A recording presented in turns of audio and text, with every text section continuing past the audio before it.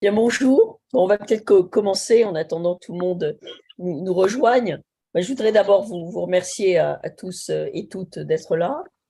Euh, Peut-être simplement commencer, pour ceux qui ne connaissent pas bien, par euh, vous dire que Français du Monde, qui est une association reconnue d'utilité publique qui représente les Français de l'étranger. Euh, et Alors, nous étions pendant très longtemps une des deux associations reconnues d'utilité publique. Il y en a maintenant une troisième qui a rejoint, qui est la Fédération des accueils de Français à l'étranger. Mais notre spécificité, c'est en fait de défendre, de représenter et d'animer la communauté française de l'étranger avec des valeurs de gauche, des valeurs démocratiques, sociale, de justice sociale, républicaine, de développement soutenable. Et nous sommes extrêmement euh, désireux et désireuses à la fois de créer entre les communautés françaises de l'étranger des liens, qu'il s'agisse de liens à l'intérieur d'un pays ou d'une grande ville, ou bien entre les continents, parce que nous avons quelque chose à apporter à la fois à la France, grâce à notre expérience, et aussi au pays dans lequel nous trouvons. Donc, je vais passer la parole à Vanessa, qui va vous euh, parler plus précisément de ce webinaire. Juste simplement quelques règles. Nous avons donc trois intervenants que je remercie beaucoup, que je présenterai plus tout à l'heure. Mais les règles, donc je vous demande de fermer vos micros. Nous allons écouter les trois interventions. Nous poserons ensuite des questions. Donc, vous aurez la possibilité de vous poser votre question.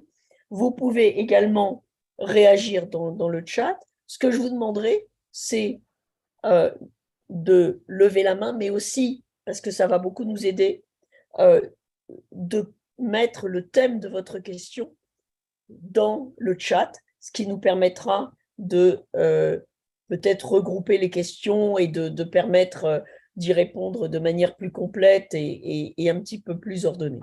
Voilà. Donc, merci beaucoup d'être là et je passe la parole à Vanessa pour présenter plus précisément ce webinaire. Merci Catherine, bonjour à tous et merci de nous retrouver cet après-midi pour cette rencontre en ligne intitulée La place des femmes dans les conflits. Alors que nous avons célébré hier la journée internationale pour l'élimination des violences à l'encontre des femmes, nous avons avec Catherine Smadja souhaité organiser une rencontre sur la place des femmes dans les conflits. Les récentes crises en Afghanistan, la guerre en Ukraine ou les manifestations en Iran soulignent le caractère important joué par les femmes.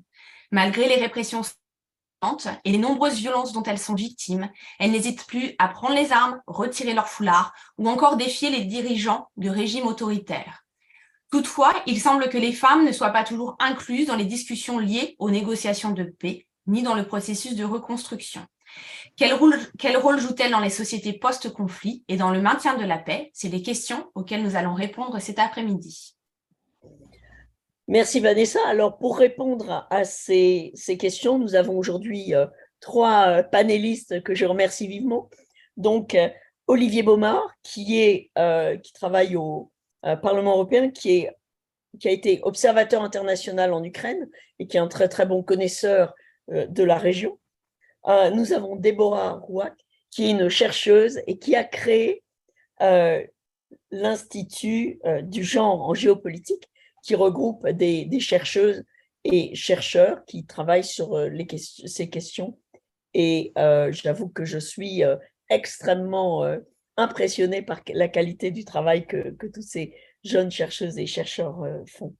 Et puis merci aussi à Céline Bardet, juriste, qui est enquêtrice criminelle internationale et par ailleurs qui a fondé l'organisation internationale We Are Not Weapons. Alors, je voudrais commencer tout de suite par donner la parole à Olivier. Olivier Beaumarche, vous travaillez au Parlement européen et vous avez été observateur international de l'OSCE en Ukraine, je pense, entre 2010 et 2021, donc vous connaissez parfaitement la situation. Est-ce que vous pouvez nous parler du rôle des femmes et de la place des femmes dans le conflit en Ukraine et de ce qui vous paraît particulier dans ce conflit. Olivier. Alors, merci beaucoup Catherine, merci Vanessa et merci à France et du Monde pour l'invitation et merci d'organiser cette conférence sur un sujet qui est malheureusement actuellement d'actualité pour les Ukrainiennes et les Ukrainiens. Alors, donc tout d'abord, j'étais déployé en Ukraine de 2019 à 2021, donc 2 ans, mais ça m'a permis d'observer, de voir donc de près ce conflit qui dure depuis 8 ans. Et ce conflit, il faut rappeler qu'il a commencé en 2014.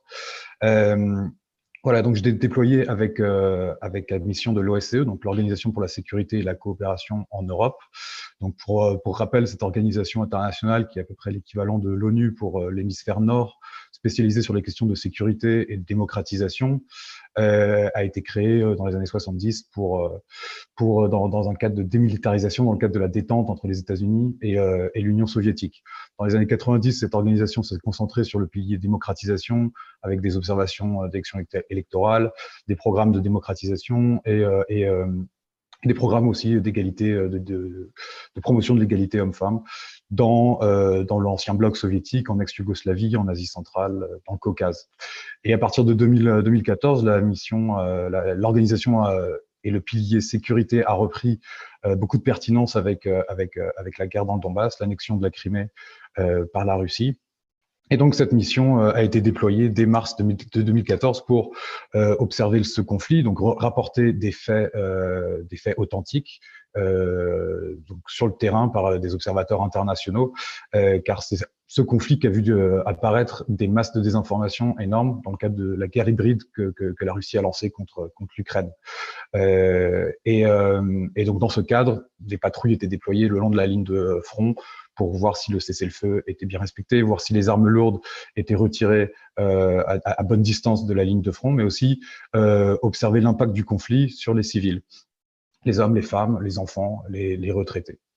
Voilà, donc je voudrais aussi souligner que je ne travaille plus à l'OSCE depuis 1 an, donc tout ce que je vais dire aujourd'hui n'engage que moi, c'est mon opinion personnelle et ne représente pas la position de l'OSCE.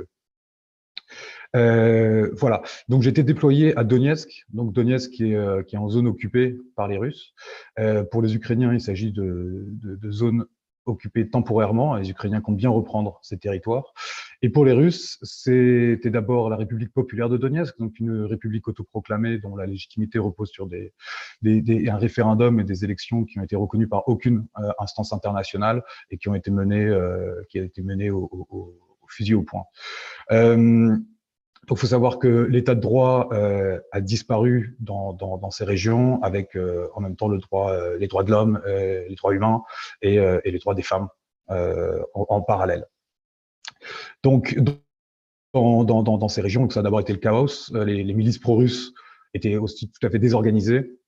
Et on a vu donc beaucoup d'exactions qui ont été commises dans les premiers mois du conflit, et en fait ça a continué dans cette direction. Et on peut rappeler le cas de prisonniers de guerre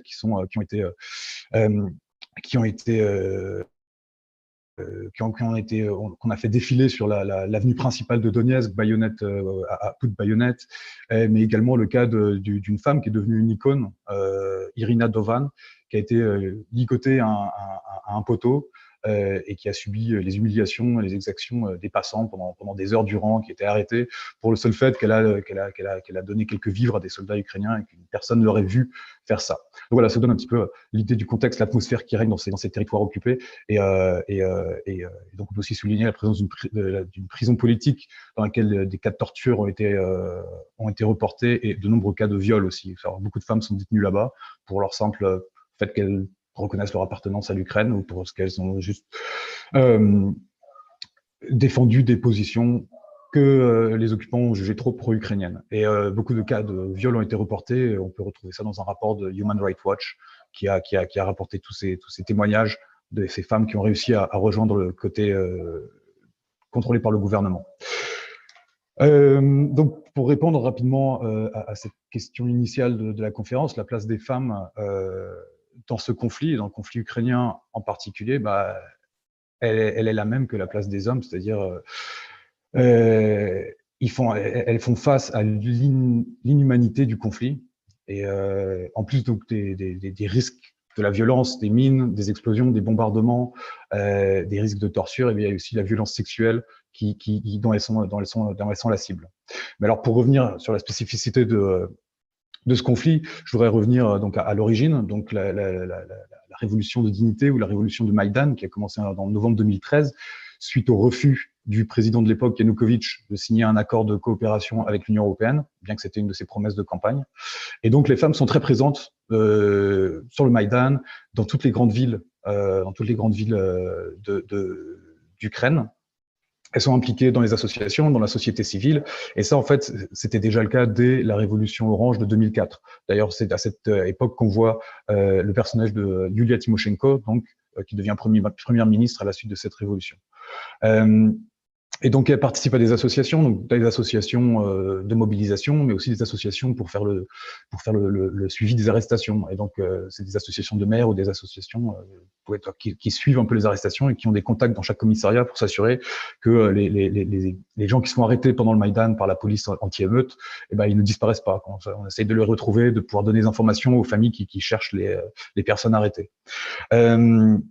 Alors, il y a une association, une organisation qui est déjà très connue, donc les Femen, et dont l'une des cofondatrices, Ina Shevchenko, qui habite maintenant en France. Voilà, ce genre de figures qui apparaissent aux alentours de 2013. En 2014-2015, le conflit se déplace vers le Donbass avec des manifestations anti-Maïdan qui éclatent et l'occupation d'administrations régionales. Puis on voit l'armement de ces manifestations et le soutien militaire de la Russie contre l'intervention de l'armée ukrainienne dans la région. Et dans ce cadre-là, on voit que beaucoup de femmes se sont engagées auprès de l'armée ukrainienne. De 2008 à 2018, il y a 15 fois plus de femmes dans l'armée ukrainienne et on compte aujourd'hui 23% de femmes dans l'armée ukrainienne. Donc, à titre de comparaison, il y a aujourd'hui en France 16% de femmes. Et pourtant, c'est l'armée française et donc la 4e au rang mondial en termes de présence de femmes dans ces rangs. Et alors, il faut savoir que dans l'armée ukrainienne, les femmes n'ont pas seulement des places dans l'administration ou dans les infirmeries, mais elles ont aussi des places en unités combattantes. Elles sont sur le terrain en première ligne.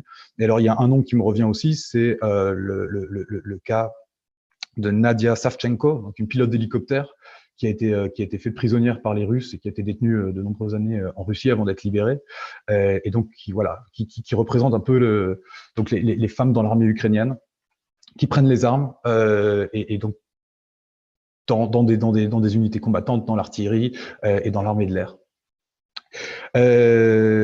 Et donc malheureusement pour les femmes ukrainiennes, elles sont dans ce conflit, elles sont aussi la cible des troupes occupantes.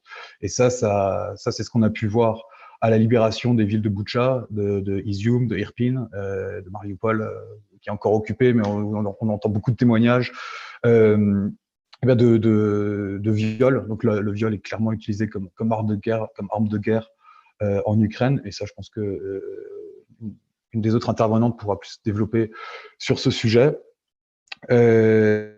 Et au-delà de ça, en fait, dans le cadre du conflit, la place des femmes est aussi très délicate, même si elles ne sont pas donc en unité combattante ou si elles prennent pas part au combat elles-mêmes, dans le cadre où elles se retrouvent dans la zone de conflit. Donc elles se retrouvent souvent coupées de ressources pour vivre. Et donc, il leur reste quelques choix, très peu de choix en fait. Alors, où elles rejoignent l'armée, alors que ce soit du côté contrôlé par le gouvernement ou que ce soit du côté occupé par les milices pro-russes.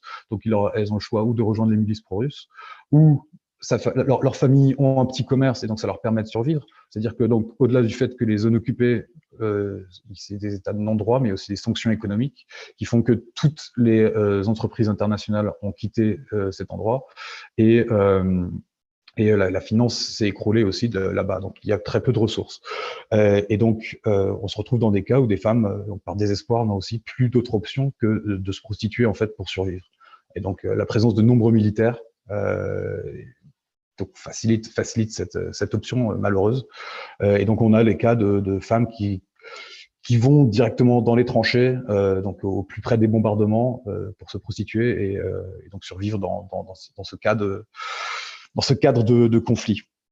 Alors, il y a aussi l'option de l'exil. Et dans l'exil, alors si on n'a pas de famille, si on n'a pas d'amis à l'étranger ou en zone contrôlée par le gouvernement, on peut aussi rapidement se retrouver dans des réseaux de traite humaine. Et une fois la frontière passée, on récupère pas son passeport et on se retrouve soumise à ces réseaux de traite humaine. Voilà. Et donc pour terminer, je voudrais juste partager une discussion que j'ai eue avec une amie ukrainienne, donc qui a eu la possibilité de revenir, de passer à Bruxelles il y a quelques mois, et qui m'a raconté que suite à la libération de ces villages où tous ces cas d'exaction ont été commis, la télévision ukrainienne a passé des programmes où ils expliquent à sa population comment réagir, comment se comporter pour survivre en cas d'enlèvement, pour survivre en cas d'arrestation et pour survivre en cas de viol.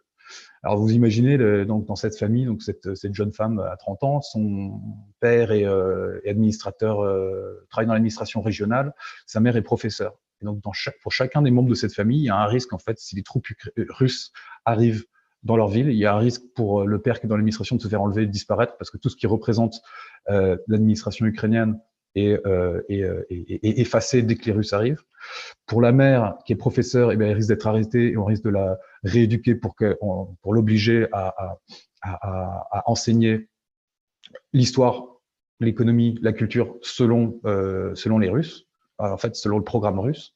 Et pour elle, voilà, le risque de voir des troupes russes arriver dans son village, c'est le risque de se faire violer. Et donc les discussions autour de leur table, c'est comment on réagit, comment on survit en fait dans ce cas-là. Donc, juste pour donner un petit peu l'atmosphère au sein des familles ukrainiennes en ce moment. Et à cela s'ajoutent les coupures de courant et tout ce que cela implique pour la vie de famille. Voilà, donc la place des femmes ukrainiennes, en fait, donc, elles ont le choix. Voilà, elles prennent les armes, c'est ce que beaucoup font. Elles se disent, si je dois mourir sous la torture, sous le viol, autant que j'emporte un maximum de Russes avec moi. Elles en sont là. Et ça, je pense qu'on peut retrouver ce désespoir chez les femmes kurdes qui ont combattu Daesh et qui prennent les armes parce qu'elles n'ont plus le choix, en fait. Mais je pense qu'on pourra discuter de ça pendant nos échanges. Voilà, je ne vais pas prendre plus de temps et donc je vais clôturer là pour l'instant en attendant vos questions. Merci beaucoup Olivier pour ce témoignage et pour cette expérience de terrain que vous avez partagée avec nous. Je me tourne maintenant vers Déborah Rouache. Vous êtes cofondatrice de l'Institut du genre en politique et vous allez nous parler de la résolution 1325 du Conseil de sécurité des Nations Unies qui a été adoptée en 2000 et qui impose aux différentes parties d'un conflit de respecter le droit des femmes et de soutenir leur participation aux négociations de paix et à la reconstruction post-conflit. Dans quel contexte cette résolution a-t-elle été adoptée? Quels en sont les objectifs et les recommandations que vous en tirez? Je vous laisse la parole. Merci beaucoup pour cette question et pour l'invitation. Donc, je vais essayer d'être brève, mais en même temps d'apporter des éléments de réponse complets. Concernant la résolution 1325, elle a été adoptée, donc, comme vous le disiez, en 2000, il y a 22 ans, à l'unanimité par le Conseil de sécurité des Nations Unies. Et c'est un texte international qui est sans précédent à différents niveaux. Premièrement, il s'agit de la première résolution qui est entièrement consacrée aux impacts spécifiques et disproportionnés des conflits armés sur les femmes et les filles. Il adopte le point de vue des femmes et des filles quant à leurs expériences de la guerre et garantit leur protection et leur pleine participation dans le maintien de la paix. C'est un document qui met en lumière la dimension genrée des guerres et de la sécurité internationale, ce qui ouvre un nouveau chapitre pour l'inclusion des femmes à la table des discussions dans des domaines qui incarnent habituellement le pouvoir patriarcal, à savoir la diplomatie, les relations internationales, la défense ou encore l'armée. La résolution, elle s'inscrit dans un contexte international qui est bien particulier et marqué par la violence des guerres, où aussi bien les soldats que les civils ont été des auteurs de crimes de guerre et de violences sexuelles et basées sur le genre envers les femmes. Pour la première fois, le sujet des violences sexuelles contre les femmes en temps de guerre est évoqué dans un texte international.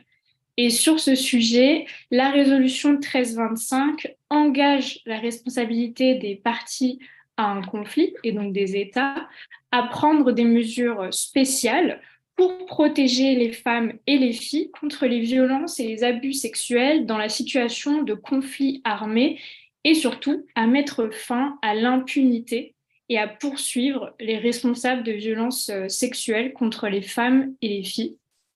Depuis l'adoption de cette résolution, il y en a eu 9 autres en lien avec l'agenda que l'on nomme Femmes, Paix et Sécurité, qui ont vu le jour, dont les dernières ont été introduites en 2019 et qui reconnaissent que la violence sexuelle dans les conflits s'inscrit dans un continuum de violences systémiques contre les femmes et les filles.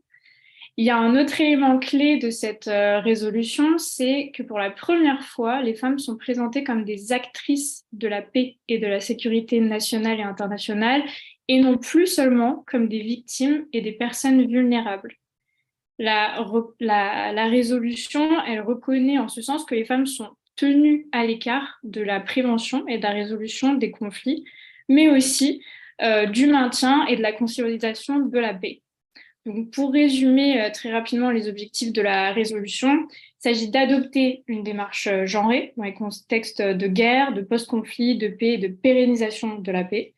Ça inclut une meilleure intégration des femmes aux postes de direction dans les institutions nationales, régionales, internationales qui sont liées à la politique, la paix, la sécurité, mais aussi des ressources humaines et financières qui soient adaptées aux besoins des femmes en temps de conflit.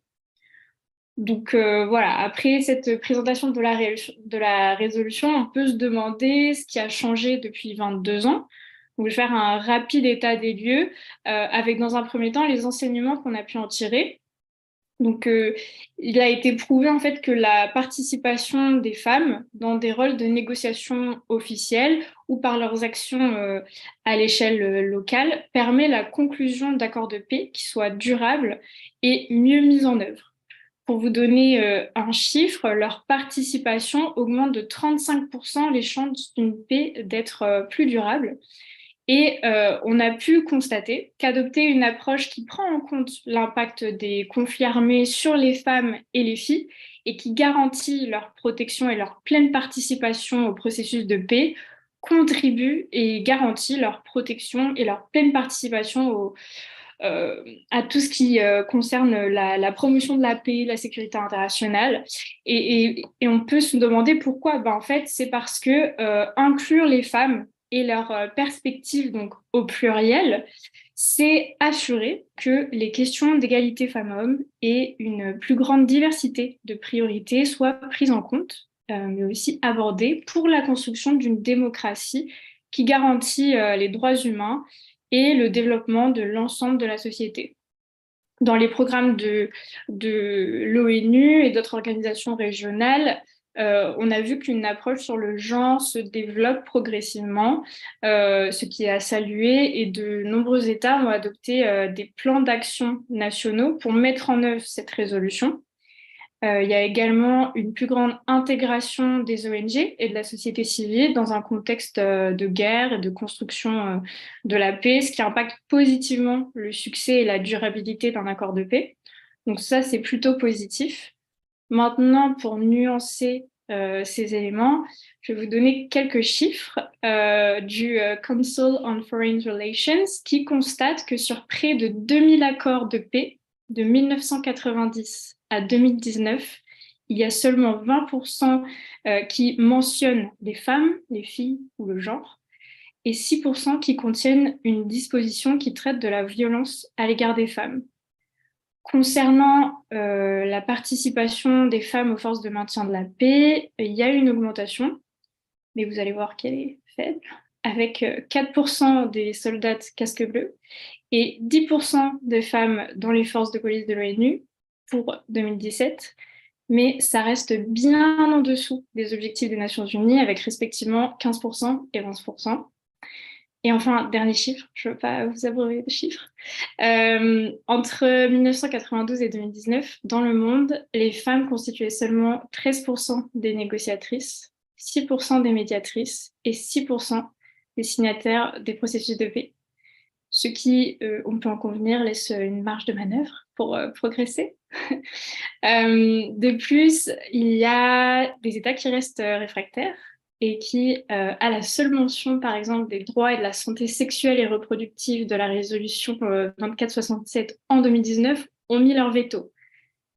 La Russie et les États-Unis à l'époque sous Trump. Ce qui pose un vrai problème pour cette résolution-là qui visait à protéger les femmes qui sont victimes de viols et de violences sexuelles en temps de guerre et qui visait à leur apporter les services de santé qu'elles méritent.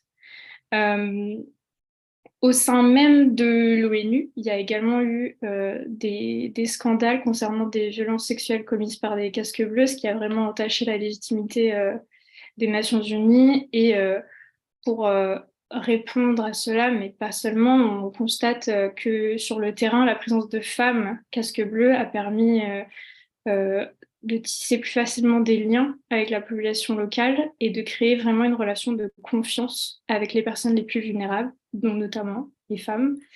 Et de manière générale, les mentalités, on voit qu'elles restent figées sur le sujet des violences sexuelles en temps de conflit, et ce, à toutes les échelles, que ce soit aussi bien au sein des institutions internationales que des sociétés concernées par ces conflits. C'est encore un tabou de l'évoquer et bien souvent, les communautés ou la famille font pression sur les victimes de violences et les forcent au silence. Et pour ces raisons-là, il est très difficile d'identifier ces crimes et de les punir. Et il y a d'ailleurs très peu de condamnations à la Cour pénale internationale, mais je pense que Céline pourra en parler. Je vais finir du coup sur quelques recommandations et pistes d'évolution, et après je pourrai répondre aux questions. Donc, concernant ce chapitre-là, un petit peu femmes, paix et sécurité, il faudrait sortir d'une vision qui victimise les femmes et les dépossède de leur rôle d'actrice, aussi bien de violence que de paix, et s'extraire d'une vision un peu binaire qui résume les femmes à des personnes pacifiques ou naturellement portées vers la réconciliation. D'ailleurs, dans les résolutions, dans les 10 résolutions de l'agenda Femmes, Paix et Sécurité, le terme des femmes est employé comme un groupe de personnes homogènes qui partageraient des expériences et des besoins similaires, ce qui n'est pas le cas. Et la mention de genre n'est pas employée. Donc, je sais que c'est très problématique sur la scène internationale, ce terme-là, mais il est très important. Et donc, ces textes internationaux gagneraient vraiment à intégrer une approche qui soit plus sensible au contexte culturel, religieux, ethnique et économique, et à inclure également les femmes de la communauté LGBTQI+, qui sont largement mises de côté. Enfin, il faut continuer à agir avec les femmes leaders et les ONG locales qui permettent de proposer des solutions concrètes pour ces zones en conflit et insister sur les gains positifs d'intégrer les femmes, ce qui va de pair du coup avec un renforcement des mécanismes d'évaluation et l'application de la résolution. Mais de manière plus globale, en fait, il faut s'attaquer au patriarcat et aux normes sociales qui l'engendrent, car le cycle de la violence des hommes sur les femmes se poursuit après les conflits. Et la norme reste en faveur de l'impunité des auteurs de violences sexuelles. Donc c'est extrêmement important. Et je vais finir sur l'idée qu'une meilleure égalité de genre va de pair avec de plus fortes chances pour un pays de rester en paix et d'éviter des conflits au sein du territoire, mais aussi avec d'autres pays. Voilà. Merci beaucoup, Déborah. Je voudrais passer la parole maintenant à Céline. Merci beaucoup d'être avec nous. Vous avez une expérience au sein de la CPI, bien sûr, mais également, vous avez travaillé sur les questions de reconstruction. Et donc, comment vit-on après un conflit? Comment une société peut-elle se reconstruire? Et quelle est la place des femmes dans cette reconstruction? On a vu qu'elles pouvaient avoir une place importante au Rwanda, par exemple, vous l'avez vu dans d'autres pays. Comment peut-on faire pour faire évoluer les choses, faire cicatriser, reconnaître les violences qui ont été faites aux femmes, mais aussi passer de la femme victime à la femme qui devient complètement actrice et moteur de la reconstruction du pays? Merci Céline. Merci pour cette question très difficile. Mais d'abord, bonjour à toutes et à tous et merci pour l'invitation aussi. Et il y a tellement de choses intéressantes déjà qui ont été dites, je trouve. Alors, pour préciser, je n'ai pas travaillé à la Cour pénale internationale, je travaille avec les enquêteurs de la Cour pénale internationale, mais j'ai travaillé au Tribunal pénal international pour l'ex-Yougoslavie, voilà, pendant plusieurs années. Et ensuite, dans les Balkans pour la même chose, mais sur le terrain. Et justement, j'ai passé plus de 12 ans dans les Balkans et c'est exactement cette question-là, c'est-à-dire comment, après un nettoyage ethnique ou après un conflit extrêmement violent, quel qu'il soit, comment on reconstruit une société. Et ça, c'est très, très compliqué parce que si on prend les exemples récents des Balkans ou du Rwanda que vous évoquez, où le Rwanda, c'est quand même très, j'allais dire singulier, je ne sais pas si c'est le bon mot, mais c'est quand même une population qui en extermine une autre partie en à peine quelques semaines. Donc ce sont les voisins, la Bosnie c'est pareil, et l'Ukraine et la Fédération de Russie, c'est une question. Je suis tombée l'autre fois, on a posé la question à un Ukrainien en lui disant est-ce que dans l'avenir, après tout ça, comment vous voyez vos relations avec les Russes? Parce que tout ça, c'est des histoires de populations qui vivent les unes à côté des autres, soit dans un même pays, soit en l'occurrence pour la Fédération de Russie et l'Ukraine, dans un détachement après, mais bref, qui partagent beaucoup de choses et qui, à un moment, partagent une violence, en fait, et comment on reconstruit. Donc, comment on fait ça?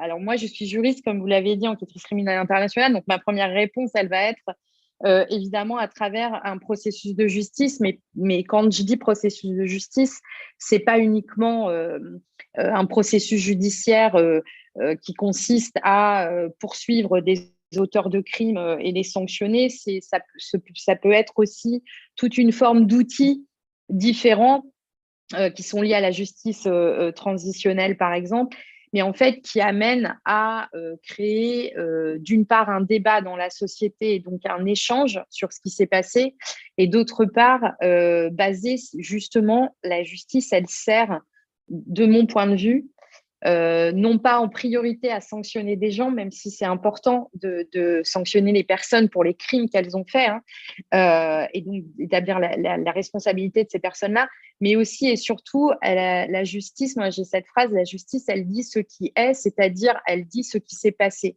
Et ça, c'est extrêmement important et c'était évoqué par, je ne sais pas, je ne me trompe pas, Olivier. Voilà.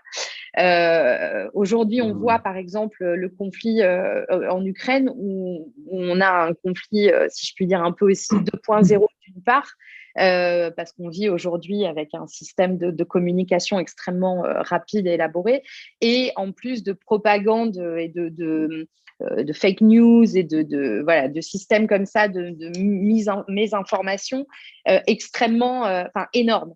Donc, c'est ultra important de documenter, de savoir ce qui s'est passé, de poser sur la table ce qui s'est passé dans cette société, quels crimes ont été commis, par qui, quelles en ont été les victimes, etc. Donc, c'est comme ça qu'on commence à travailler sur ce terme que moi qui peut englober plein de choses, mais qui s'appelle la réconciliation. Après, ça prend énormément de temps. et ça n'aboutit pas toujours. Mais et là-dedans, puisque c'est notre sujet d'aujourd'hui, il y a la question effectivement du rôle des femmes. Et en fait, on sait que dans les conflits, la violence des conflits affecte de manière disproportionnée les femmes et les jeunes filles à travers plein de choses, hein. Il y a évidemment la violence sexuelle et la violence, mais il y a aussi les déplacements. On l'a vu aujourd'hui encore une fois avec le conflit ukrainien, qui sont les réfugiés, les gens qui quittent le pays en Ukraine, en grande majorité, sont des femmes et des enfants et des jeunes filles. Et donc qui sont, comme Olivier l'a très bien souligné aussi, à risque, une fois qu'elles se déplacent, face à de nouvelles violences, à la traite des êtres humains, etc.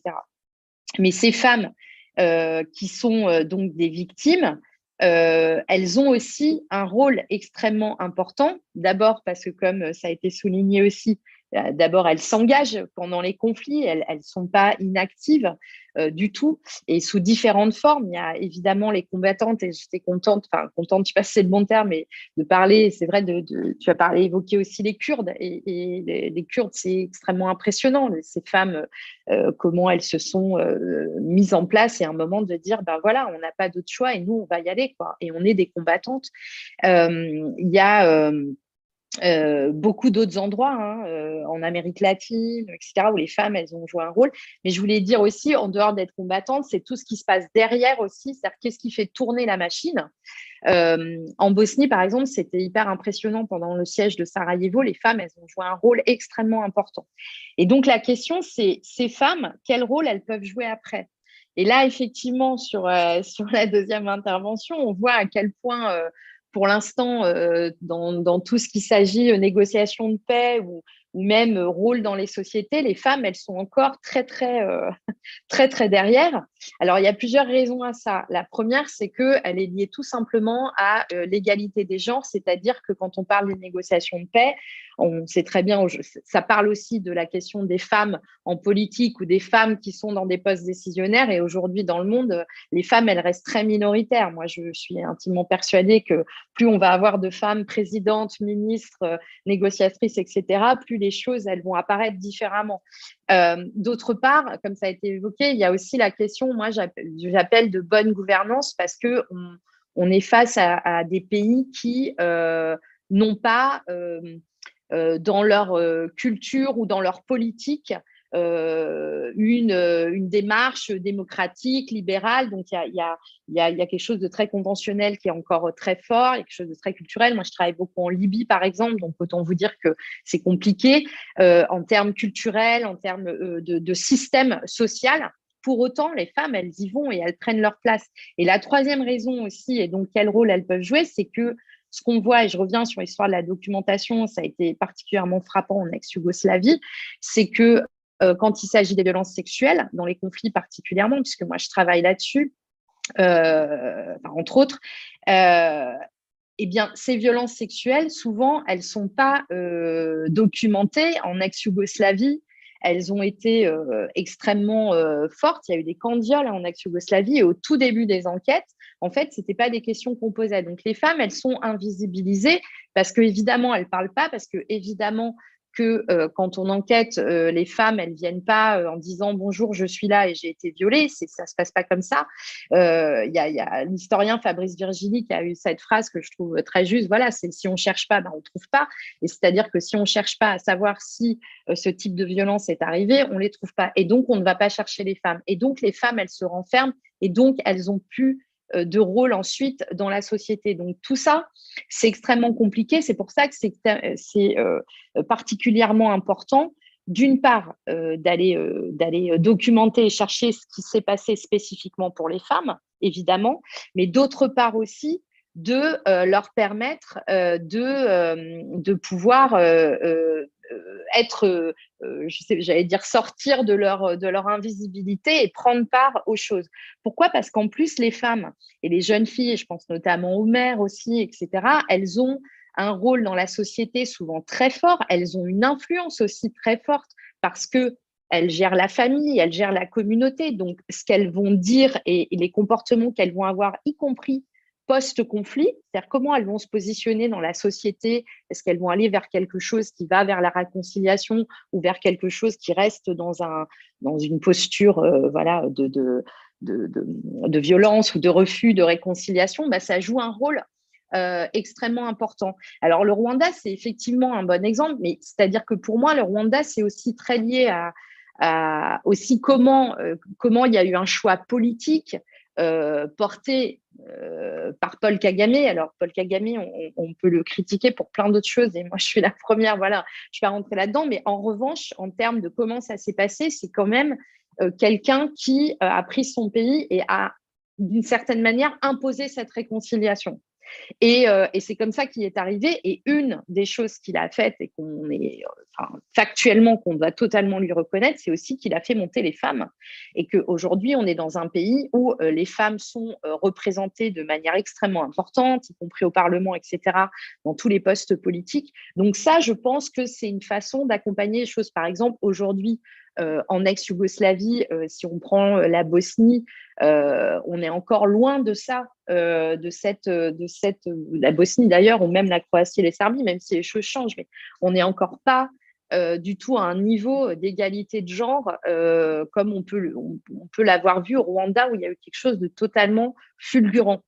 Alors, il faut faire attention aussi, évidemment, que ça ne soit pas comment on dit, un truc comme ça mis pour la communication et qu'il y a quelque chose de réel. Mais au Rwanda, il y a quelque chose de profondément réel. Je veux dire, les femmes, elles sont dans ces positions-là. Et voilà. Donc, c'est là où il y a un rôle, effectivement, important des femmes. Et ce qui se passe aussi, c'est ce qui a été très bien dit tout à l'heure. En fait, il y a eu une évolution de pensée au niveau de la communauté internationale, mais qui a été très poussée par la société civile, sur switcher un petit peu du fait de dire que les femmes sont les victimes les plus importantes des conflits, en tout cas de manière disproportionnée, et qu'il y a des violences singulières qui ont lieu à l'encontre des femmes, ça oui, mais que ces femmes-là aussi, et que ces survivantes-là, notamment quand on parle de violences sexuelles, elles peuvent devenir actrices, c'est-à-dire celles qui ont subi, peuvent aussi devenir des actrices dans leur communauté. Et à cet égard, ça m'a beaucoup touché que tu cites Irina Olivier Dogvan, avec qui je serai la semaine prochaine, qui a une histoire absolument horrible. Il faut quand même s'imaginer ça. Elle a été ligotée plusieurs jours nue, hein, et la nudité forcée, hein, c'est qualificatif de crime international. Ça fait partie des éléments constitutifs de crimes de guerre et crimes contre l'humanité. Et aujourd'hui, Irina, elle fait partie de ce réseau SEMA qu'on a co-initié avec Denis Mukwege, la grande-duchesse du Luxembourg, qui l'a soutenu beaucoup, et qui est ce réseau mondial de survivantes de viols de guerre dans plein de pays dans le monde, et qui sont soutenues, capacitées, et qui aujourd'hui sont celles qui viennent devant les institutions, prennent la parole à Genève, à New York, et disent, voilà, nous, c'est de ça dont on a besoin, c'est ça qu'on demande. Et ça, c'est extrêmement important parce que c'est essentiel que les choses passent aussi par leur voix à elles. Et donc ça, c'est d'une part au niveau international, et d'autre part, elles construisent des réseaux au niveau national et elles deviennent en fait des actrices dans leur communauté. Et autant vous dire que quand on parle de pays comme la République centrafricaine ou la République démocratique du Congo, où on a des pays qui sont dans une, je ne sais même pas comment le qualifier, dans une non-gouvernance, j'ai envie de dire, ou en tout cas certainement pas dans une bonne gouvernance, elles arrachent en fait, elles, un rôle, et elles deviennent actrices au sein de leur communauté. Et c'est ça qui fait, je pense, qui fera changer les choses. Parce que ce qui a bien été dit tout à l'heure, c'est qu'en fait, tout ça, c'est aussi une question comment je pourrais dire, d'évolution, de système de pensée, de comprendre les choses, de comprendre que la société, elle doit changer, de comprendre que, ben oui, l'autre moitié du ciel, elle a autant de droits que la première. Et tout ça, ça prend du temps. Et donc, bien sûr qu'il y a le patriarcat et qu'il y a beaucoup de choses à changer. Denis Mukwege, il parle aussi de la masculinité positive. Et là-dedans, il faut aussi entraîner, évidemment, les hommes. Et je voulais terminer, je regarde là parce que je sais pas du tout à quelle heure j'ai démarré, mais par deux choses. Donc voilà, je vais dire le rôle des survivantes est très important. et quand elles deviennent actrices. Je pensais, voilà, aujourd'hui, on voit, alors avec toute la désinformation qu'il peut avoir aussi, mais le rôle des mères. Par exemple, on a vu en Argentine les mères des enfants disparus, comment elles ont hacké en fait le forum social, elles sont allées dans la rue et elles se sont fait entendre. Là, aujourd'hui, on entend un tout petit peu les mères russes qui parlent de leurs enfants et qui demandent des comptes à Vladimir Poutine.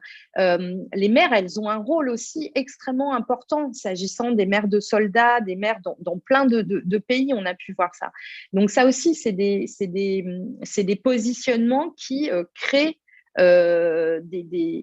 des coups de poignard un peu dans une société. D'un seul coup, on voit les femmes, quoi. D'un seul coup, on entend les femmes et elles viennent parler de ce qu'elles vivent et de ce qui se passe.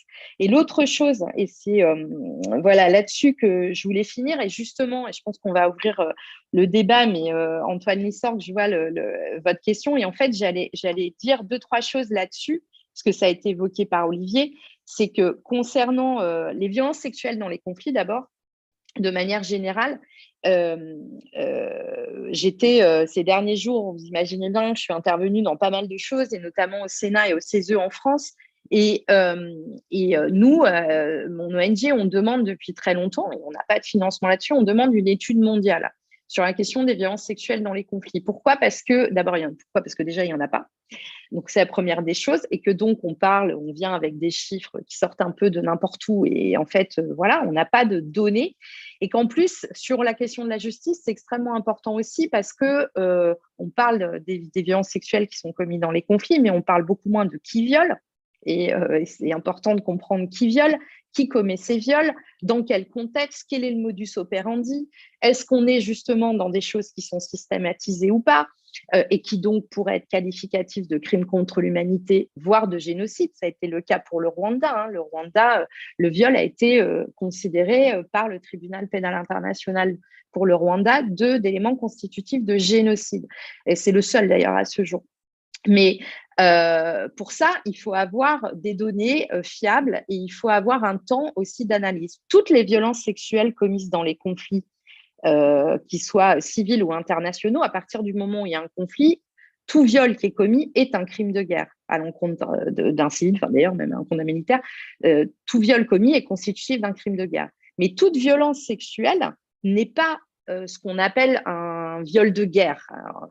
Et pour qu'on considère que le viol est devenu une arme stratégisée, systématisée, il faut qu'on ait suffisamment d'éléments qui démontrent que, effectivement, c'est systématique, que peut-être il y a des ordres qui viennent d'en haut. Ça a été le cas, par exemple, en Libye. Et tout ça, ça demande du temps d'analyse. Et c'est pour ça que, mais je pense qu'il aura la parole après, mais la question d'Antoine sur la question de savoir est-ce qu'on a documenté aujourd'hui la systématisation des viols qui sont commis en Ukraine, en réalité, la réponse est non. La réponse est non. Et il faut faire très attention parce que ce n'est pas qu'il n'y a pas de viol en Ukraine, bien sûr qu'il y en a. En plus, comme ça a été très bien évoqué, il faut dire que ça ne part pas de rien. On connaît le niveau de violence de l'armée russe, et on sait aussi que c'est vrai que c'est un conflit qui continue. En fait, on est là comme si c'était un nouveau conflit en Ukraine, mais parce qu'il y a une agression russe, mais de conflit, ça fait plusieurs années qu'il est là, et on sait que ça a été pratiqué. Donc tout ça, ce sont des éléments. Maintenant, en Ukraine actuellement, on est en plein conflit, c'est très difficile de documenter. Nous, on a lancé un outil qui s'appelle Backup, qui est un outil de signalement pour les victimes en Ukraine, pour les victimes de viol, pour qu'elles puissent se signaler et donner leurs éléments d'information et donc demander de l'aide, etc. Donc, il a été lancé il y a quelques jours. On communiquera dessus dans quelques jours. On n'a pas encore communiqué dessus, mais il y a un travail à faire, bien sûr, de documentation, de vérification, parce que là encore, on est aussi dans parfois des formes entre guillemets, de propagande. Et moi, je répète toujours aussi, les crimes et les victimes, en fait, le temps des victimes n'est pas celui des médias, le temps des victimes n'est pas celui de la justice. Il y a beaucoup de victimes qui ne parlent pas et qui ont besoin d'un temps pour parler.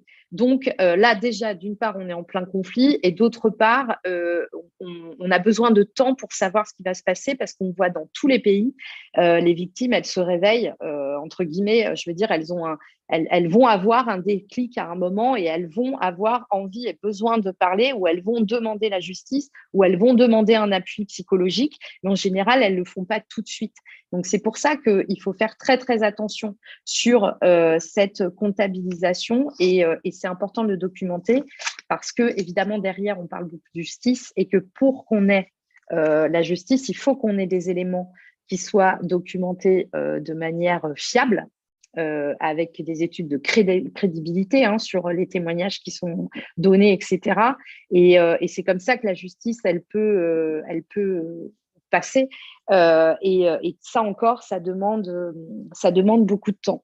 Voilà, je crois que je suis dans mon temps. Écoutez, je ne sais pas du tout. C'est dans votre temps, Céline, merci beaucoup. Alors voilà, et puis je suis sûre qu'on aura des questions. Voilà. Ah oui, et non, et pardon, je voulais rajouter une toute petite chose, pardon, pour ce qui a été dit tout à l'heure. La résolution 2467, elle a aussi reconnu, cette résolution de 2019, les violences sexuelles à l'encontre des hommes. Ce n'est pas notre sujet aujourd'hui, mais je le souligne parce qu'il y a aussi les violences sexuelles sont aussi utilisées contre les hommes dans les conflits. Et ça, je voulais le dire. Merci beaucoup. Merci beaucoup. Alors, merci beaucoup et on va ouvrir à des avant d'ouvrir, il faudrait qu'on passe la parole à Stéphane, à Antoine qui doit oui, bien sûr. partir.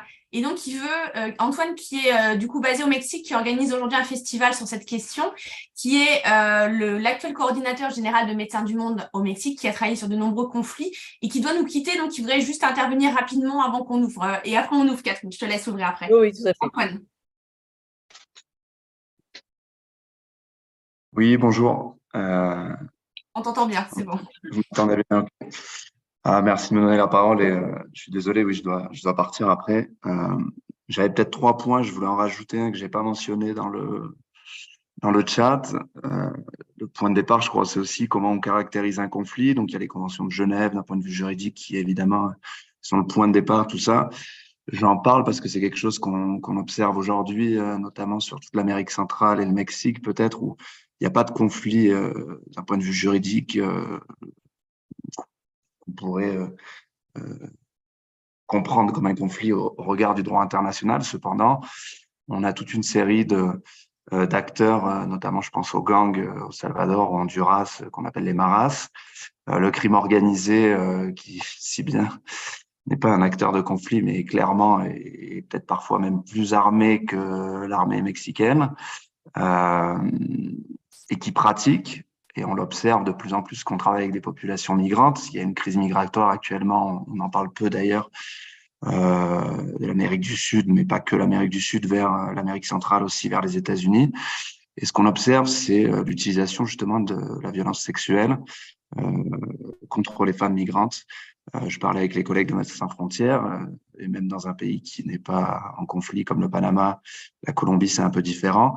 Les collègues de Médecins sans frontières qui travaillent dans la région de Darien me mentionnaient qu'on avait à peu près 6 femmes sur 10 qui étaient victimes de violences sexuelles pour passer la région du Darien. Et d'ailleurs, Médecins sans frontières fait quelque chose d'assez incroyable, c'est-à-dire que il donne des kits avec la pilule du lendemain avant même que les personnes entreprennent leur route vers les États-Unis. Tout ça parce que, notamment les femmes vénézuéliennes actuellement, internalisent le fait qu'elles ont une grande probabilité d'être violées sur la route. Donc voilà, ça c'était un premier point. Le deuxième point, c'est la question que j'ai posée sur l'Ukraine. Moi, je ne connais absolument pas ce contexte. J'ai plutôt travaillé en Amérique latine.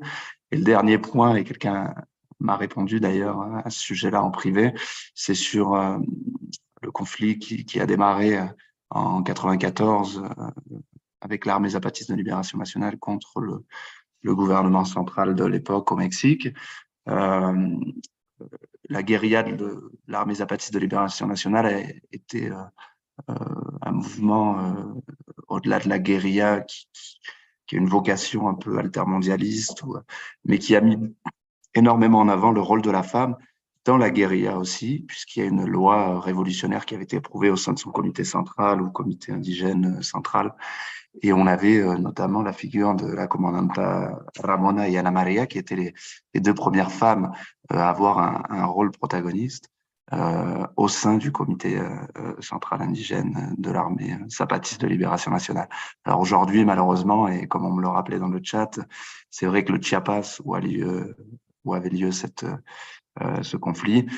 Et malheureusement, un des États où il y a les chiffres de violence de genre les plus élevés.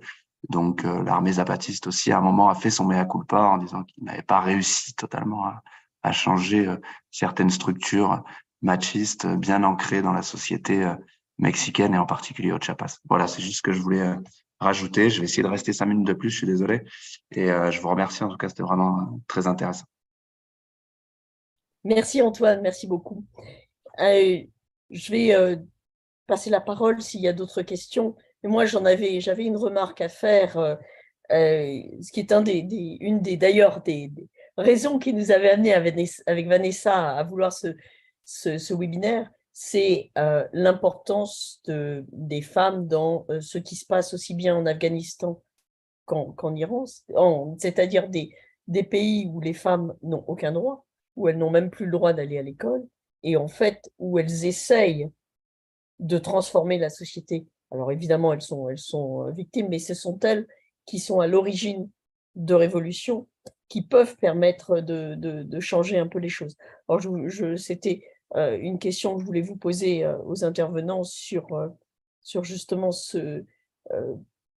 d'abord ce que nous pouvons faire d'ici pour les aider, que nous ne faisons pas forcément, et puis sur la possibilité qu'à partir de ces mouvements de révolte des femmes, naisse une société plus démocratique. Alors, je vais vous demander, donc, si vous avez des questions dans la salle, de lever la main et nous vous donnerons la parole, mais peut-être poser la question, là, celle que je viens de poser. Peut-être Olivier, tu as une remarque ou tu veux réagir à ce que disait Antoine et notamment oui. Puisque Antoine doit partir bientôt, je vais réagir à cette question qui est très intéressante. Donc merci Antoine de l'avoir posée. Et comme Céline l'a souligné, effectivement, non, le nombre de violences sexuelles ou de viols est très peu répertorié en Ukraine, tout simplement parce que le conflit est toujours continu. La situation sur le terrain rend la rédaction de rapports et la collecte de témoignages très difficile, mais j'ai réussi à trouver quelques chiffres et il y a un rapport de l'ONU qui souligne 124 cas confirmés de violences sexuelles dans le cadre du conflit ukrainien. Et c'est au 3 juin 2022. Alors, si l'ONU confirme 124 cas, on peut s'imaginer qu'il y en a 1000 fois plus en réalité. J'ai trouvé d'autres chiffres, on parle de 13 000 donc d'organisations humanitaires régionales, donc qui travaillent sur le terrain et qui répertorient un peu les plaintes des civils dans les villes libérées, des crimes commis par les troupes russes. Et elles répertorient 13 000 crimes. Donc, parmi ces 13 000 crimes, on peut s'imaginer qu'il y a des viols. Ils font pas encore la différence. Et surtout, comme l'a souligné Céline aussi, je crois, quand on est victime d'un viol, on n'en parle pas tout de suite. Souvent, on essaye de l'oublier. On se dit si j'en parle pas, si personne n'est au courant, ça n'aura jamais existé. Et de la même façon, il y a aussi la peur de voir les troupes russes revenir. Si on parle trop et que les Russes reviennent et qu'on est au courant, si on parle aux médias, si son nom apparaît dans les médias comme victime de viol, ça risque de recommencer. On risque d'être ciblé en priorité. Donc non, en fait, des chiffres officiels, on n'en a pas exactement, mais est-ce que le viol est systémique? Je pense qu'on peut déjà s'engager pour dire que oui. Oui, c'est utilisé par l'armée russe. On retrouve sur des cadavres de soldats russes des pilules de Viagra qui seraient a priori distribuées par leurs supérieurs. Il suffit de voir aussi la culture de la violence en Russie, ou en particulier dans l'armée russe, ça a été souligné par Céline aussi, et les cas dans le passé de violences sexuelles commises par l'armée russe, pour se dire que oui, on peut dire que c'est systématique. Voilà, pour ce qui est des chiffres, comme j'ai dit, on n'a pas encore d'informations, le conflit continue, et on verra dans le futur comment ça va évoluer. Et alors, pour réagir rapidement à ta question, Catherine,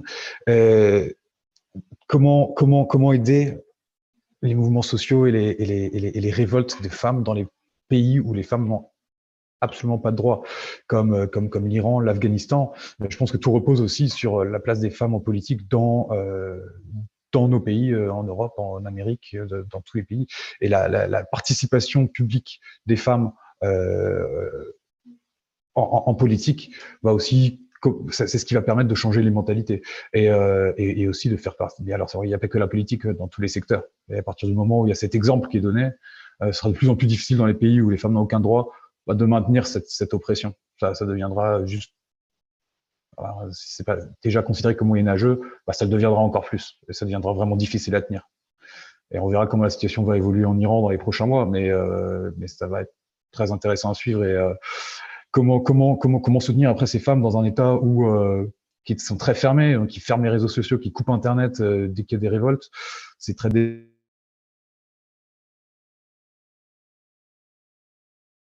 Merci, Olivier. Peut-être, j'ai envie de poser une question à Céline. Vous avez, au cours d'une série de podcasts qui a été diffusée récemment sur France Culture, expliqué que dans le cas, par exemple, de violences sexuelles ou de viols, il est extrêmement difficile de venir, de faire parler les victimes, qu'il faut prendre un temps, puis un jour, vous n'y attendez pas, puis la personne vous révèle. En quoi est-il important d'avoir ces témoignages? Et ensuite, qu'est-ce que vous en faites? Je sais que vous avez été la personne qui a mené le premier procès en ex-Yougoslavie d'une jeune femme qui avait été violée. Vous racontez que ça a pris quasiment 15 ans avant que ça ait lieu. Peut-être que j'ai envie de vous partager cette histoire avec nous cet après-midi. Voilà, oui, c'est une histoire. Non, mais d'abord, effectivement, en fait, moi, ce que je pense de manière générale, c'est que s'agissant des violences sexuelles et du témoignage des victimes, il faut qu'on ait une totale, je sais pas comment dire ça, une pleine révolution en fait sur la manière dont on approche les choses, parce que effectivement, ça met du temps, mais c'est valable aussi sur les violences sexuelles de droit commun. En fait, on n'a pas besoin nécessairement d'un conflit. Un conflit, évidemment que ça exacerbe les choses parce que ce sont des viols qui sont souvent commis avec extrême violence, etc. Ce que disait Olivier juste avant, c'est très, très juste. C'est vrai, dans nous, on a des victimes qui nous contactent, mais qui ne parlent pas parce qu'elles ne savent pas ce qui va se passer. Elles pensent que, je parle ukrainienne, pardon, et qu'elles ont peur que les Russes reviennent, etc. Mais après, pour répondre à la question, effectivement, c'est un processus qui est très long. C'est par exemple aussi, il y a aussi la stigmatisation, la peur de dire les choses. Et donc, il y a des femmes qui parlent aussi une fois, par exemple, que leur mari est mort. Moi, je l'ai vu plusieurs fois, ça, en Bosnie, parce qu'elles n'ont rien dit. Pour reprendre leur vie, et parce que aussi la première des choses qu'elles veulent faire, c'est quand même reprendre leur vie. Et puis à un moment, leur mari décède, ils vieillissent, etc. Et là, d'un seul coup, il y a une espèce de parole qui s'ouvre. Alors l'histoire de Zvieta, on m'avait parlé d'elle en fait quand je suis arrivée en Bosnie et j'ai commencé à aller la voir et c'est un viol qui avait eu lieu en 92 et moi je suis arrivée en 2008, donc 2009, donc vous faites le calcul déjà. Et j'ai instauré un système, c'est-à-dire que je suis allée la voir tous les jours hein, avant d'aller au bureau, je passais chez elle prendre un café et discuter de tout et de rien. Donc, je crois qu'on s'est raconté toutes nos vies de plein de choses et sans absolument jamais mentionner ça. Et puis, voilà. Et puis, effectivement, quelque chose d'assez dingue qui s'est passé parce qu'un jour où j'étais presque aussi désespérée en me disant bon, on n'arrivera pas quoi. Et en fait, le jour où peut-être j'ai pensé que ça allait moins se passer, eh bien j'allais partir. Et là, mon assistante m'a fait un signe en me disant qu'il fallait rester. Elle avait vu qu'il se passait quelque chose. Et d'un coup, Zvieta s'est mise à parler. Et là, elle a sorti toute son histoire, c'est-à-dire qu'elle pouvait plus s'arrêter, elle pouvait plus s'arrêter. De là, je vous passe les détails, sachant qu'elle n'avait pas identifié les auteurs de crimes, donc on parle de 15 ans après. Donc, on a fait quand même quelque chose qui est… Maintenant, avec le recul, je me dis, je ne sais même pas comment on a fait, mais parce qu'elle avait des souvenirs et des détails très, très importants. Et on a réussi à identifier de quels officiers il s'agissait, de quelle unité militaire. On a réussi à les retrouver, etc. Je passe l'étape, ça n'a pas d'intérêt sur l'histoire de… Mais pour dire aussi combien c'est compliqué, parce que, juste parenthèse, quand on parle de la justice, il ne faut quand même pas oublier, pénale, que pour qu'il y ait une justice qui s'enclenche, il faut des auteurs. Je veux dire, on poursuit quelqu'un. C'est pour ça que tout à l'heure, je disais aussi, c'est important, on parle des victimes, il y a la question de qui viole et comment on fait pour poursuivre quelqu'un. Il faut identifier cette personne. Et l'Ukraine, ça va être aussi un énorme problème. parce qu'il n'y a pas d'identification de gens, ou très peu, il y en a certains, mais très peu. Voilà.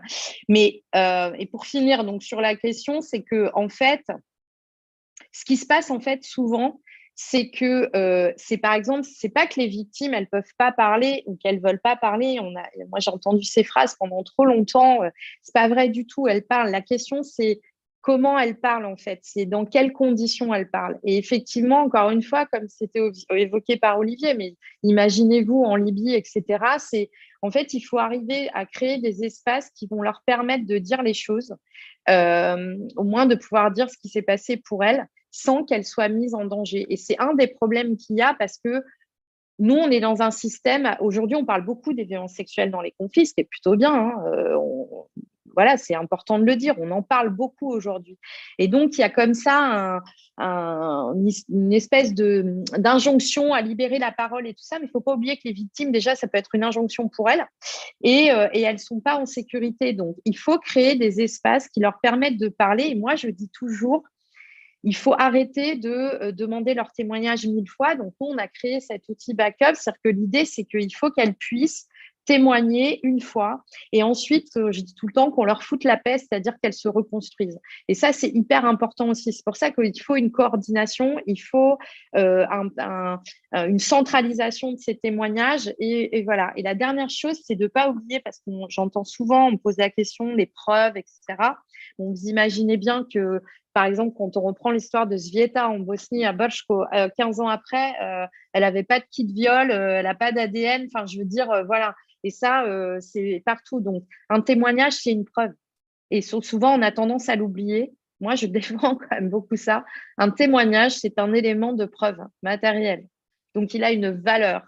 Donc, on analyse la crédibilité. Bien sûr, il y a des victimes qui mentent aussi. Il ne faut pas avoir de tabou par rapport à ça parce qu'il y en a. Mais un témoignage, c'est un élément de preuve. Donc, après, on reconstitue les contextes, etc. Mais c'est important de le dire parce qu'on entend souvent, notamment justice pénale internationale, moi, on me pose beaucoup la question. On dit on ne poursuit pas, là, parce qu'il n'y a pas de preuves. On n'a pas besoin de preuves matérielles.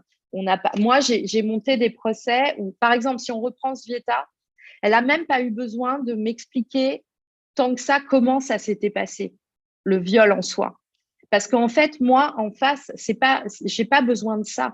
J'ai pas besoin de savoir comment le viol est arrivé, etc. J'ai besoin de savoir, j'ai envie de dire tout ce qu'il y a autour. Et ça, c'est important de le dire aussi parce que on pousse beaucoup les victimes, je trouve, ça c'est mon point de vue, mais y compris les médias, à raconter leur histoire, à raconter ce qui s'est passé. Mais c'est extrêmement traumatisant de raconter un viol. Et qui plus est de le raconter avec quelqu'un en face de vous qui vous regarde, etc. Et en vrai, dans la justice, on n'a pas nécessairement besoin de ça. On a besoin de comprendre que ça s'est passé un moment et on a besoin de comprendre quel est le contexte. Et je finis, pardon, là-dessus, petite phrase très courte, c'est la question de Viagra, attention. Attention, parce que je sais qu'il y a une déclaration de Pramila Patten, Nations Unies, sur la question du Viagra. En fait, elle est revenue dessus. Il n'y a pas encore d'éléments totalement fiabilisés sur la question de l'utilisation du Viagra ou pas. Mais après, je voulais dire, bien sûr que les violences sexuelles, elles ont une forme de systématisation en Ukraine. Et ce que je disais aussi, la violence de militaires russes. Et puis, il y a Wagner, et puis il y a les unités tchétchènes, et on sait ce qu'ils ont fait avant. Donc, tout ça aussi sont des éléments qui permettent de dire que, bien sûr, que la violence sexuelle, c'est un outil qui est utilisé comme un autre dans le conflit ukrainien et que effectivement, je pense qu'on va avoir, plein de choses vont sortir après. Voilà. Merci beaucoup, Céline. Je pense que ce que tu as dit était extrêmement important en s'appliquant aux victimes de violences sexuelles, pas seulement dans les conflits. On a exactement la même problématique, que ce soit une femme violée n'importe où, en dehors d'un pays de conflit. On n'est pas obligé d'avoir tous les détails, c'est trop traumatisant et ça ne sert à rien de plus pour la justice. Donc ça, c'est très important. Moi, j'avais une question à poser parce qu'on a beaucoup parlé, le gouvernement avait beaucoup parlé de diplomatie féministe. Est-ce que vous pensez qu'il y a, vous trois qui travaillez là-dessus, est-ce que vous pensez qu'il y a une prise de conscience qu'on ne peut plus faire de la diplomatie avec, Déborah disait, il y a 6% des négociateurs, enfin des signataires de documents internationaux qui sont des femmes. Est-ce qu'il y a une prise de conscience que c'est plus possible et est-ce que les choses changent un petit peu là-dessus?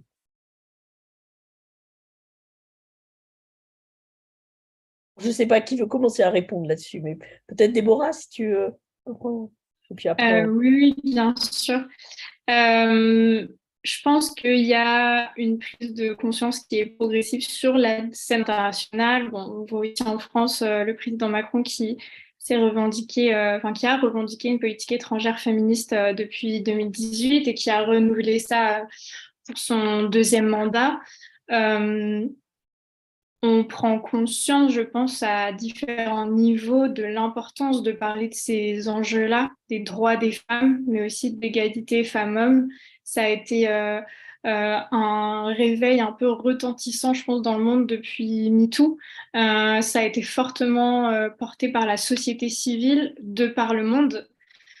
Je pense qu'il y a une prise de conscience forcée aussi au niveau politique, même si il y a parfois quelques résistances. Même en France, notre corps diplomatique est à 2 tiers masculin. Il faut encore former ces personnes-là sur les sujets qui représentent la politique étrangère française à l'international. Le plus important, c'est d'adopter une approche genrée transversale. Et ça, c'est un vrai défi parce que ça touche un ensemble de domaines. Voilà, les questions, souvent on va dire c'est une question de femmes vu que ça concerne les droits des femmes, mais non, ça concerne l'ensemble de la société. Et ce sont des sujets sociétaux, ce sont des sujets de droits humains qui concernent aussi bien la sécurité, l'économie, l'alimentation, le droit aux ressources. Donc, c'est extrêmement important et c'est une approche qui va répondre là de plus en plus aux enjeux de notre société, des enjeux notamment de changement climatique, où on voit que les femmes sont beaucoup plus affectées que les hommes. Donc oui, c'est important qu'il y ait cette prise de conscience-là. Il y a parfois des reculs en arrière, comme on le voit, comme on l'a vu en Suède, qui, sous le nouveau gouvernement, ne portera plus ouvertement, en tout cas, une politique étrangère féministe. Donc, il faut être bien vigilant avec le backlash qu'on a sur la scène internationale et la montée des conservatismes qui ont un lobby très solide et même dans les instances internationales telles que l'ONU. Donc voilà, il y a encore beaucoup de choses à faire, mais c'est extrêmement important parce que c'est la politique étrangère féministe, c'est vraiment agir et porter une volonté concrète d'agir en fait en faveur d'un monde qui soit plus inclusif, équitable, où l'ensemble de la société voit ses droits respectés. Donc voilà.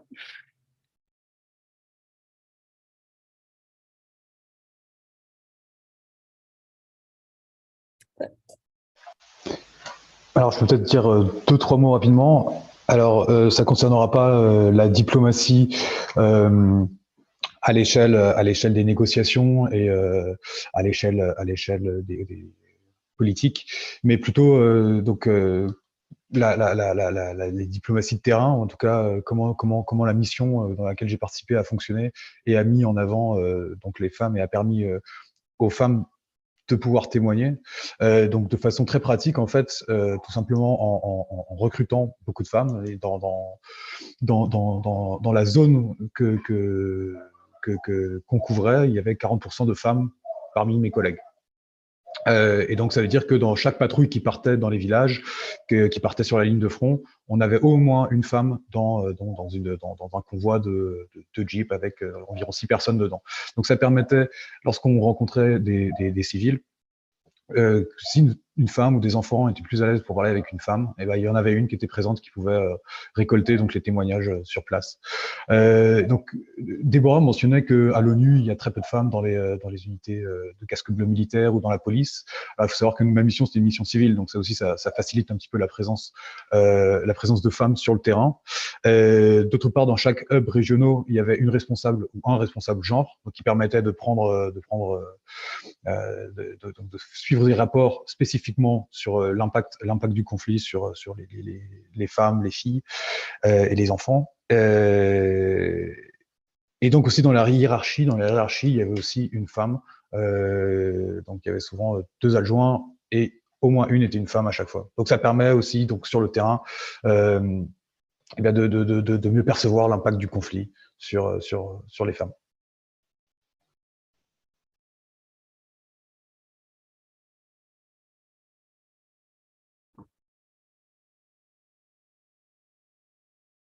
Céline, peut-être vous voulez répondre à cette question? Oui, non, mais je pense que là, il y a beaucoup de choses qui ont été dites, mais moi, je pense que oui, surtout ce qu'a dit Déborah, c'est ça, c'est que je pense qu'il y a tellement de pédagogie à faire, en fait, sur c'est quoi une diplomatie féministe et c'est quoi, parce que c'est ça, c'est exactement, je ne sais plus comment tu as dit, mais en fait, il y a plein de gens, y compris dans le monde diplomatique, moi je le vois sur le terrain quand je vais aux ambassades, qui pensent que voilà, la question, je sais pas, d'égalité des genres et tout, c'est la question des femmes. En fait, ça n'a rien à voir, en fait. C'est exactement ce que tu as dit, c'est question de droits humains, c'est question de comment on approche une société. Donc, je pense qu'il y a un travail pédagogique à faire qui est énorme, mais je trouve quand même qu'on a énormément avancé. Je veux dire, il y a ne serait-ce que 10-15 ans, franchement, il y a plein de sujets dont on ne parlait pas. Moi, quand j'ai créé We Are Not Weapons of War en 2014, on ne parlait pas du viol de guerre en France, on en parlait très peu, on en parlait un peu plus dans les pays anglo-saxons, pour être très honnête. En France, dans les pays francophones, beaucoup moins. Aujourd'hui, on en parle beaucoup. L'Ukraine, c'est l'exemple aussi parce que c'est par exemple, les viols et les violences sexuelles qui ont lieu en Ukraine, on en parle beaucoup. Donc, par exemple, on dit oui, on n'en parle pas, si, on en parle quand même. Donc, après, encore une fois, c'est exactement ça, c'est une question, il faut changer je sais pas comment dire, son logiciel, quoi. Et il y a encore beaucoup trop de fonctionnement avec un logiciel qui rentre pas là-dedans. Mais je pense je pense quand même que les choses avancent et qu'il faut continuer de le faire. Mais il faut les moyens aussi, parce que la question de la diplomatie féministe, c'est super. La France, elle est cheval de proue là-dedans et tant mieux. Mais après, il faut les moyens derrière. Il y a plein de choses qui ne sont pas assez soutenues, genre la recherche, la pédagogie, le plaidoyer. Donc, il faut des appuis concrets aussi si on veut avancer plus vite. Voilà. Alors, je voulais justement poser une question à Déborah parce qu'on a vu que c'est quelque chose, Céline vient de le dire, on commence maintenant, les choses avancent un petit peu. Et moi, je le disais en introduction, j'étais vraiment très frappée par la qualité du travail que les chercheurs et chercheuses qui travaillent dans votre groupe font. J'aimerais que tu nous parles un peu de l'IGG, de ce que vous voulez faire. Parce que quand on voit les sujets que vous abordez, c'est vraiment... je me dis, mais il y a énormément de jeunes qui travaillent heureusement là-dessus et c'est encourageant. Tu veux nous en dire quelques mots ? Oui, merci pour le soutien. Donc, c'est un centre de recherche que j'ai créé avec ma collègue Alice Apostoli il y a 2 ans, alors qu'on était étudiante en géopolitique et qu'on a fait un lourd constat, celui d'un désintérêt ou d'une approche très caricaturale des questions de genre en relations internationales.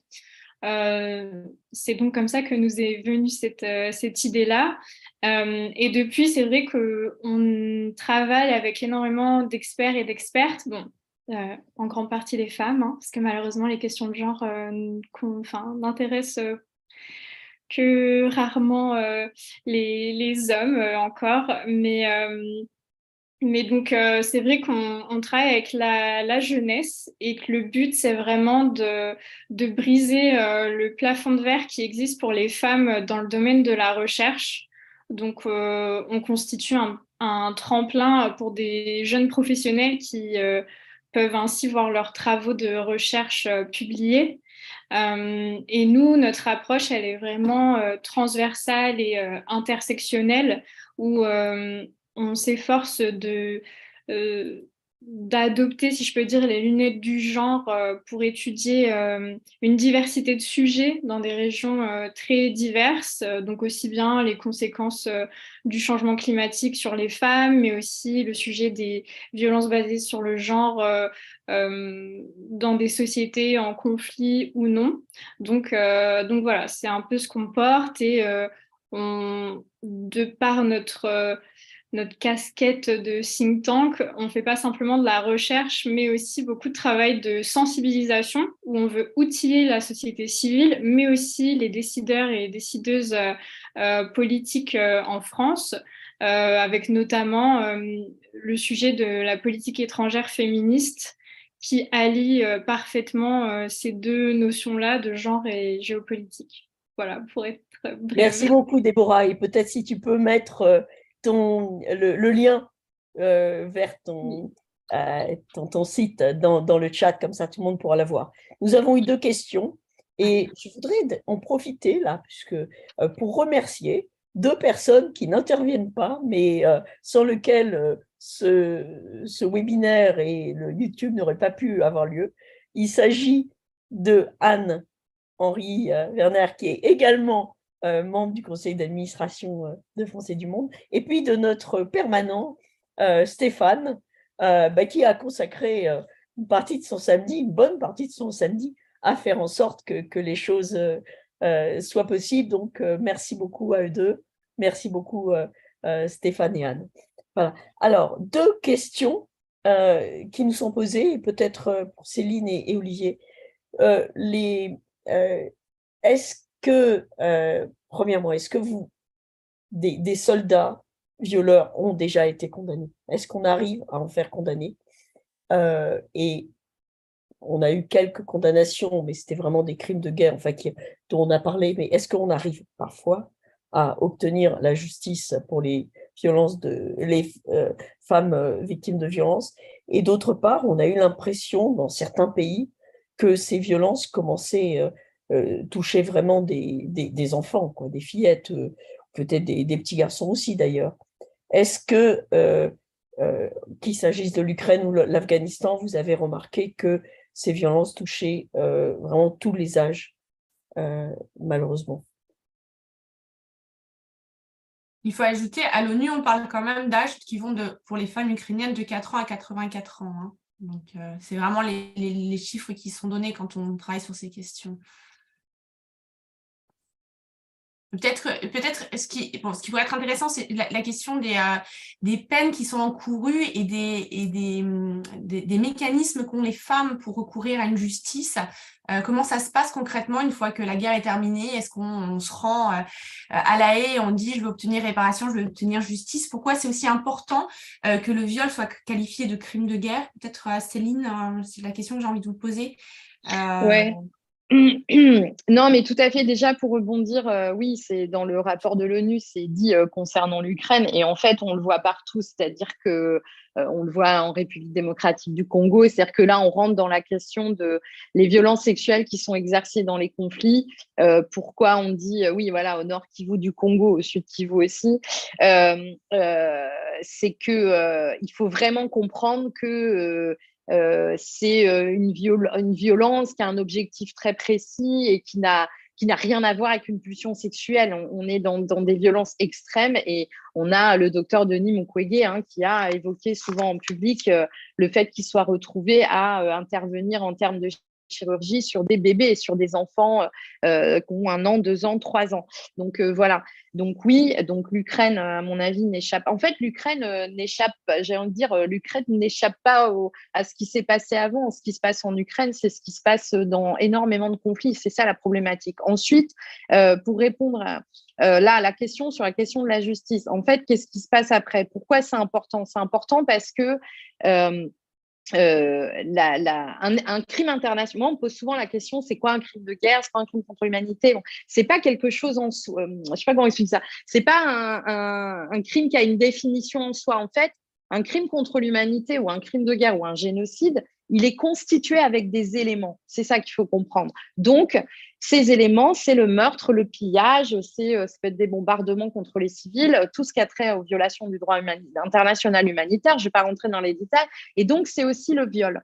Et le viol constitutif de crime international, c'est comme je l'ai évoqué rapidement tout à l'heure quand on parlait de Irina, c'est plusieurs formes. C'est-à-dire que c'est pas, j'ai envie de dire, que le viol, c'est la nudité forcée. Ce qu'a vécu Irina, c'est les grossesses forcées, c'est les stérilisations forcées. La question en ce moment à la CPI où on discute sur est-ce que le mariage forcé pourrait rentrer là-dedans. Donc, c'est tout ça déjà, on parle de tout ça. Et qu'est-ce qui se passe après? Oui, alors après, c'est compliqué parce qu'on rentre dans la justice et la justice… alors, est-ce qu'il y a eu… je vais commencer par là pour arriver au bout. Est-ce qu'il y a eu des gens condamnés? Oui. Oui, et là aussi, il y a une narrative parfois qui me dérange un peu, c'est-à-dire qu'on entend beaucoup dire il y a une impunité totale sur le viol de guerre. Non, il n'y a pas une impunité totale. Je viens de dire heureusement, encore heureux. Le tribunal en ex-Yougoslavie, c'est-à-dire il y a 20 ans, on a conduit les premiers procès qui ont reconnu les violences sexuelles. Il y a eu des procès qui ont eu lieu que là-dessus, où les gens ont été condamnés que sur ces faits-là. Donc oui, il y a des condamnations. Alors après, la question des peines, ça dépend de là où on se trouve. En l'occurrence, sur le tribunal, il y a eu des condamnations pour crimes contre l'humanité qui incluaient les viols. Et donc, il y a eu des condamnations. Ça dépend des gens, ça dépend des dossiers. Il y a eu 15 ans, il y a eu 20 ans, il y a eu 30 ans. Voilà. Mais j'ai envie de dire ça, c'est, entre guillemets, c'est presque un détail, la question.